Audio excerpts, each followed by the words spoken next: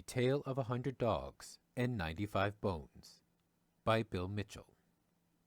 Note: adjust the quantity of bones to calibrate with the national unemployment rate.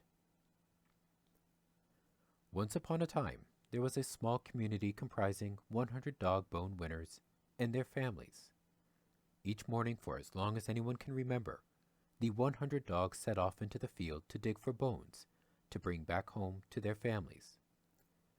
The government's bone policy was designed to ensure that there were always enough bones for all the bone winners to succeed in their search, and no dog families went without a bone.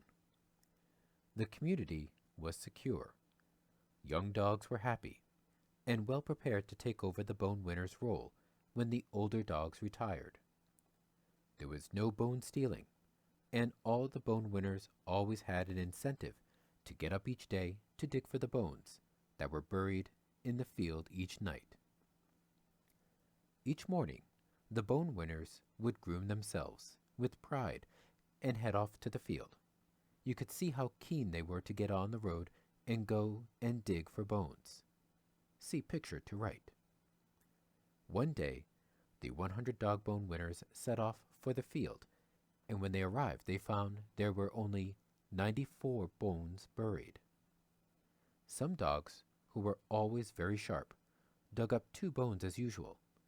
Others dug up the usual 1 bone. However, as a matter of accounting, at least 6 dog bone winners returned home to their families that day, boneless.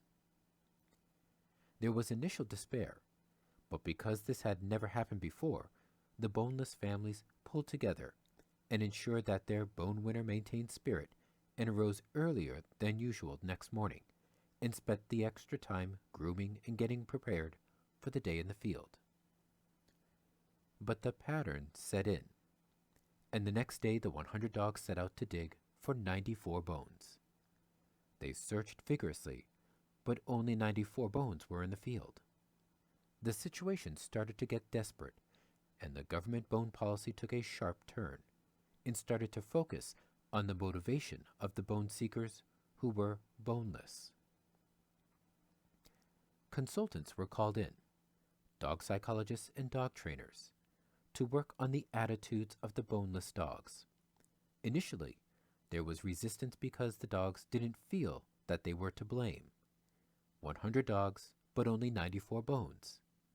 The Bone Network was established by Bone Center to provide various programs designed to help the boneless dogs get back into bone-winning shape, and organizations sprung up all over the small community to offer Bone Network services. The boneless dogs began to hear new terms like bone seekers, and the staff in the Bone Network provider offices often called them clients. As time went by, changes continued, and each boneless dog, and by now, more than 25% of them had been in that state for over 52 weeks, had to attend the nearest Bone Network office and be classified by the Bone Seeker Classification Instrument, BSCI. One dog was asked about the assessment process undertaken in the BSCI interview by the Bone Center officer.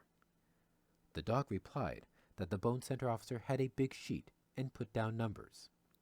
Every time the dog fidgeted a bit, a bad score under the heading Observable Behaviors was noted.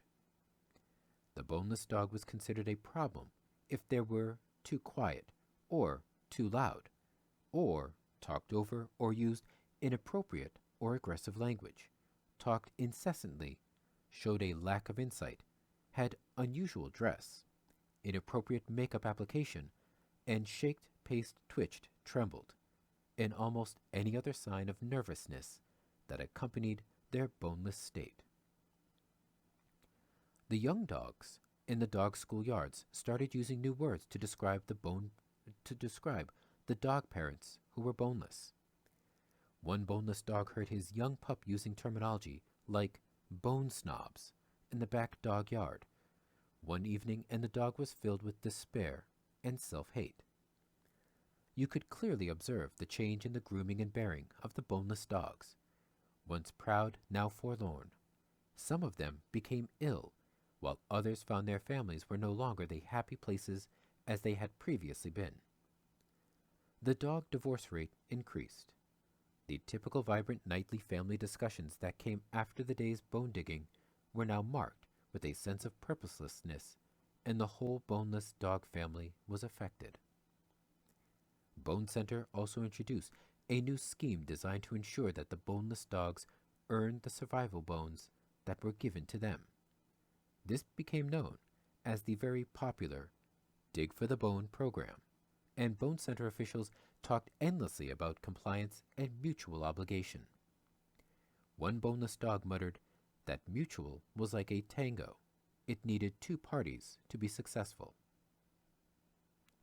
Bone Center also commissioned a major consultant's report, which identified 8 bone seeker segments, which reflected the bone seeker's level of motivation towards the bone search activity. A complex diagram summarized the 8 segments. Only one of these segments was focused on by the community's media next day.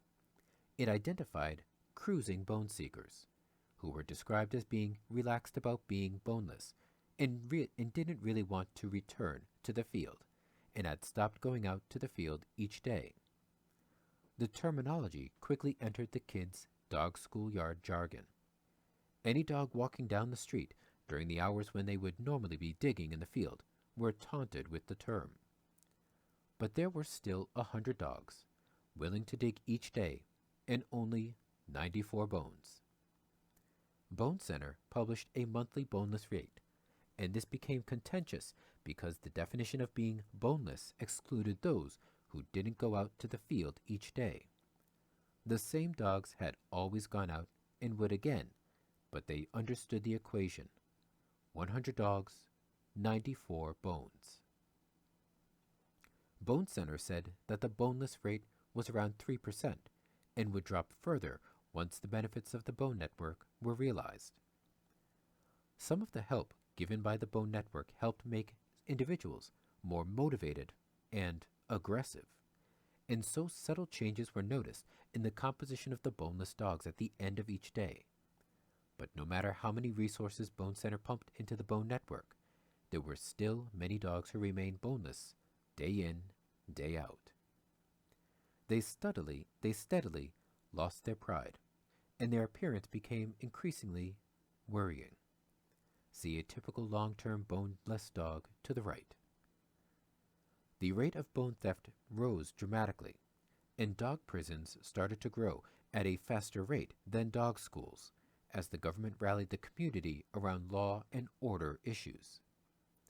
However, whichever way you counted the boneless rate, there were 100 dogs wanting to go to the field each day, and only 94 bones were buried there. 100 dogs and 94 bones. The end. Thanks to Philip Harvey for inspiration. Ideal for children as a bedtime story. It teaches them about their future.